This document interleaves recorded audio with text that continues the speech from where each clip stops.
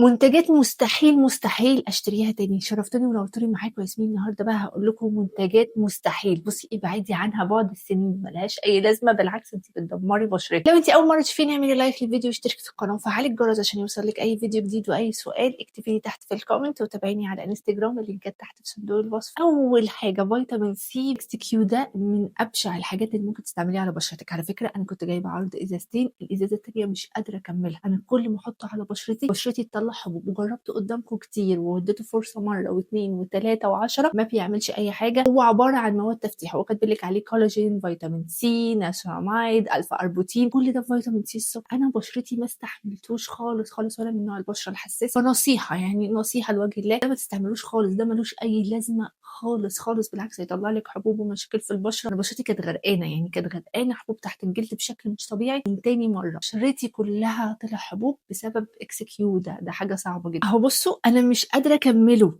بجد. المفروض ده غسول ساليسيليك اسيد من جلامي لاب، المفروض لانه بيضيع الحبوب، بيضيع المشاكل في البشره، كل الحاجات دي، بينظف المسام كويس قوي. مش يطلع لي حبوب، لا هو بيطلع حبوب، بيطلع حبوب بغباء، او بيطلع حبوب كتير، وبيطلع حبوب بهبل، وبشرتي بتوجعني وبقعد اهرش فيها. ده مش غسول ساليسيليك اسيد ينظف البشره، ده غسول يدمر البشره. بالكلينيك ده المقشر الفيزيائي، يعني بتحطيه على بشرتك وتقعدي تدعكي شويه كده، الحاجات اللي تعملي كده وتطلع جلد معاكي دي من المنتج نفسه. ما بتعملش اي حاجه على سطح البشره وملهاش اي لازمه، انت بس بتقعدي تلعبي على بشرتك، بتنزلي خدودك والحاجات دي كلها ملهاش لازمه. والناس اللي عايزه تنفخ وشها، تنفخ خدودها، اشربوا لبن بودره. اللبن البودره بينفخ الجسم نفخه بنت لازم. تشربيه من غير سكر وعلى الريق تلاقي وشك اتنفخ قد كده. عشان الناس بتسالني انت خدودك دي منين، بيشوفونا الحياه بتخضوا. يا جماعه، اللي عايز ينفخ وشه من غير ما يتخن جسمه، تمام، اشربي لبن على الريق، لبن بودره على الريق، خدودك هتبقى منفوخه كده. اليوم اشربي بس كوبايه لبن على الريق من غير سكر، وافطري عادي وتعشي عادي وكل حاجه عادي، بس ظبطي وزنك ان اللبن بينفخ. فخلينا بس في البدايه ده دلوقتي، وابقى اكلمكم على الخدود بعدين. ده من اسوأ الحاجات اللي ممكن تستعمليها على بشرتك، يعني ما بيعملش اي حاجه وفلوس في الارض. فانا عندي افضل تجيبي مقشر كويس جدا جدا تقشريه ببشرتك. سيرم فيتامين سي بتاع ايفا، من ابشع الحاجات اللي ممكن تستعمليها على بشرتك. عايزه تدمري بشرتك، عايزه تقضي على بشرتك، يعني عايزه كميه كحول مش طبيعيه دي على البشره، وحش قوي قوي. الريتينول زيت، ولا ليه اي لازمه، بتاع ايفا برضه، ولا ليه اي لازمه، ولا ليه اي حاجه بجد. انت بتدمر، ده مش ريتينول. منتجات فيكشن بكل انواعها، سيراماتها كلها فاشله، ميه ميه ميه وحشه جدا. عشان بتلاقوا دلوقتي عروض على فيكشن، بجد بترمي فلوسك في الارض، بجد ملهاش اي لازمه. السيروم الناسيراميد، الريتينول، الهايلورونيك اسيد، فيتامين سي، من ابشع الحاجات اللي ممكن تستعمليها على بشرتك. حتى البيبتايد بجد ميه. اللي جربتهم هيكتبوا لنا في الكومنتات. انا جالي كميه كومنت ولا بيعملوا اي حاجه، وغاليين على الفاضي، ولا ليهم اي لازمه. وحياه ربنا انت بتشتري ميه في ازازه زي ده المتان كده بالظبط، ده المتان كلها ميه، كلها ما فيش حاجه فيها عدله، كلها معبيه ميه في ازازه، ولا بتدي اي نتيجه ولا اي افكت ولا اي حاجه. وانت بتقعدي تروحي تشتري وتعملي على الفاضي، ولا ليها اي لازمه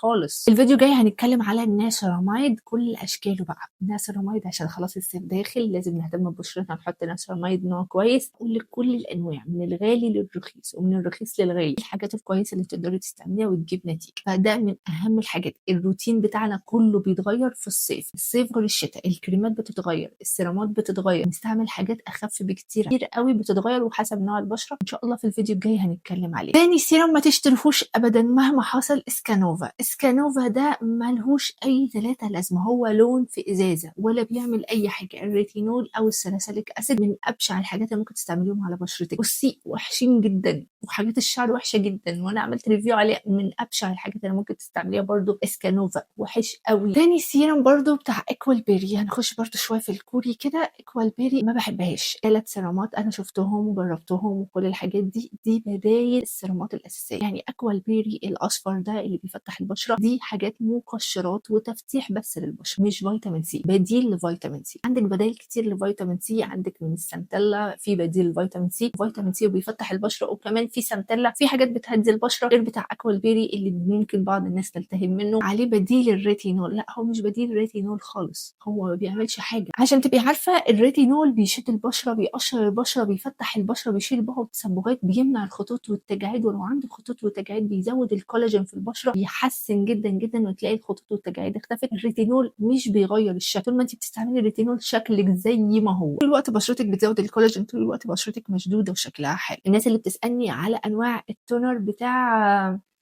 بيوتي اوف جونسون ده والحاجات بتاعتهم، انا والله ما بجربش تونر خالص، انا ما اعرفش تونر خالص خالص. انا واحده صاحبتي اشترت الهارد ده وشها نور، يعني انا بجد هشتري الهارد ده. الهارد بتاع انوا الاتنين مع بعض دول، بصي وشها فتح جدا. حبوب بصراحه من وشها اختفت خالص خالص خالص. اشترت الهارد ده حلوه قوي قوي قوي قوي للناس اللي عايزه بشرتهم تبقى صافيه. جنن امارات. الهارد ده خطير بتاع انوا، بجد نزل بسعر حلو قوي قوي قوي قوي، يعني كل واحد لوحده. قبل كده اشتريت التونر ب 1600، دلوقتي هما الاثنين مع بعض حاجه تحفه، لان الواحد اساسا ب 1600، فالاثنين مع بعض والحجم ما شاء الله حجم محترم. الاثنين مع بعض حلوين قوي قوي قوي. حبيت بس اقول لكم عليهم كده في النص، من احلى الحاجات اللي ممكن تشتروها. انا على طول بستعمل سيرم فيتامين سي، وبحب سيرم فيتامين سي، وجربت انواع كتير فيتامين سي وانتوا معايا وشفتوا الموضوع ده. في انواع في السوق فيتامين سي مش فيتامين سي اصلا، صدقوني مش فيتامين سي. عمر ما فيتامين سي هيطلع لك حب، عشان تبقي عارفه كده. فيتامين سي مهمته انه يدي نضاره، يدي تفتيح للبشره، يجدد الكولاجين، يشيل البقع والتصبغات، يشيل الخطوط والتجاعيد. الفيتامين سي بس فيتامين سي اللي انتوا بتشوفوه في السوق دي مواد تفتيح، فعشان كده بشرتك مش مستحملاه، تقيله على بشرتك بيطلع لها مشاكل كتير بسبب ان هو اساسا مش فيتامين سي. لازم تختاروا فيتامين سي كويس جدا وحلو جدا يديكي نتيجه كويسه. سيلوفيل سيرم بتاع التفتيح للبشره من ابشع الحاجات اللي ممكن تستعمليها على بشرتك. مشاكل يعني عدي المشاكل بقى، حبوب وبشره بايظه وبشره وحاجز البشره متدمر، وتستعملي كريمات ترميم للبشره، حاجات هتقعدي تستعمليها كتير قوي لو استعملتي السيرم بتاع سيلوفيل معزز البشره وتفتيح البشره. ابعدوا عنه بجد، ملوش اي لازمه في الحياه اصلا. السيرم ده فيتامين سي وهيرونيك اسيد مع بعض 10%، ده سعره نقول 390 عشان 389 يعني ما جاتش على جنيه، 390. ده بصي مش فيتامين سي خالص، ده اعتبريه هيرونيك اسيد، اعتبريه حاجه بترطب البشره. بس فيتامين سي، فيتامين سي انت بتشتريش فيتامين سي. فيتامين سي يا جماعه مش كده.